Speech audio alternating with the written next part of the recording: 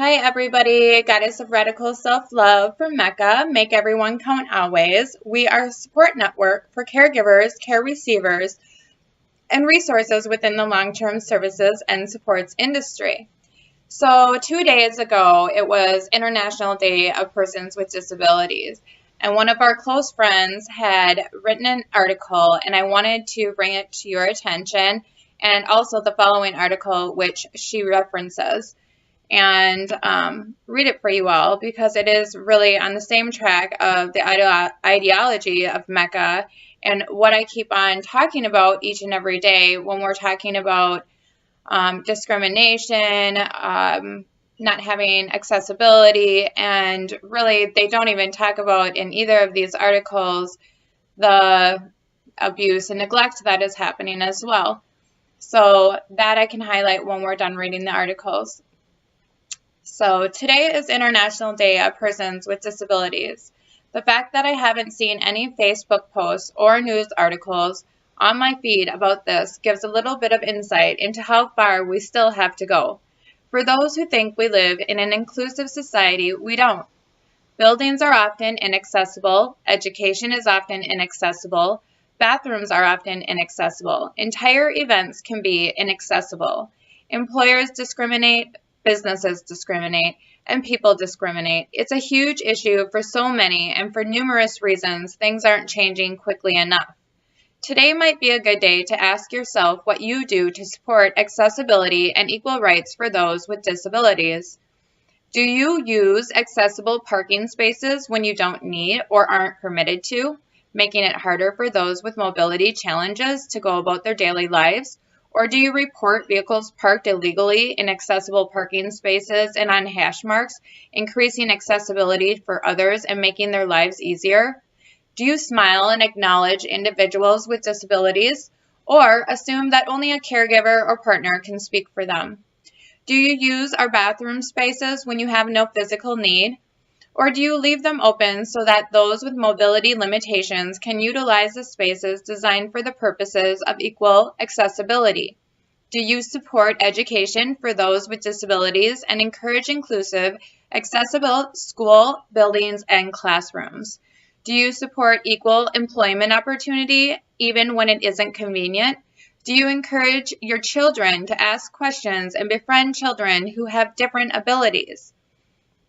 I saw a post today on Instagram celebrating the International Day of Persons with Disabilities. I really don't think we should celebrate anything today. As someone who uses a wheelchair, I've dealt with inaccessible education due to ADA violations twice, employment discrimination on 3 occasions, and so many ridiculous bathroom, parking, building, sidewalk, etc. violations that nothing about discrimination surprises me anymore. I only have a physical disability and can easily advocate for myself. I have been in a chair for about 2 years, which is a very short amount of time. Yes, society has improved, but we have a long way to go before we can call ourselves inclusive or accessible. And the second article, does the International Day of Disabled Persons really change anything? From Raja Aljar, freelance journalist, co-founder of Lifestyle e-magazine, Disability Horizons Arabic, and founder of disability blog Careless.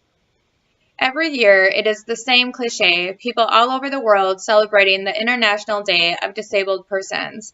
For one day, everyone is holding events. People are talking about disability rights, and hashtag IDPD 2018 will be trending on Twitter for a few hours. But will anything really change? Will taxis start to stop for wheelchair users? Will the ramps miraculously get fixed and be able to be used? Will bus drivers have the basic knowledge to know how to operate them? Will doctors start to talk to their disabled patient rather than talk to their companion? Will public places be accessible? Will disabled people stop getting turned away because the lift is not working? The list is too long to fit into one blog because this is our reality, our daily battles and constant struggles. This is why I get irritated when I see headlines across the media of so-and-so defied their disability, because we are not defying our disability. We are defying our surroundings and society. Disability is not our hurdle, not the enemy, and not the problem. But inaccessibility, discrimination, and society's attitudes are the problem that we have to fight. The irony, though, is that it is those same media outlets who promote Define Your Disability that on the 3rd of December also celebrate disability. Here the question forces itself. Why celebrate something you encourage others to defy? Speaking to a few disabled people who share my view about International Day of Disabled Persons, they all regard it as a gimmick or patronizing celebration that means very little. The fact that the actual term persons with disabilities is used rather than disabled people is an indication that the word disabled is still an issue, proving how far we have to go. We need to embrace our disability and be proud of being disabled, not shy away from it and use different terms to describe our condition. I look at the news and see the UK government celebrating the day, which makes a mockery of the entire event because it is the same government which has violated the UN CRPD and is currently under investigation by the UN. Yes, this might seem a positive aspect that there is action being taken against them, but in reality, there will be no legal consequences. If found guilty, it will just be a period of international embarrassment for the UK and nothing more. So please tell me why we should celebrate the International Day of Disabled Persons. It is true, the disabled community have progressed and achieved a lot in the 50 years or more, but it is too early to celebrate as we can't get too complacent when there is so much left to do. And yes, here at MECA, we do concur daily.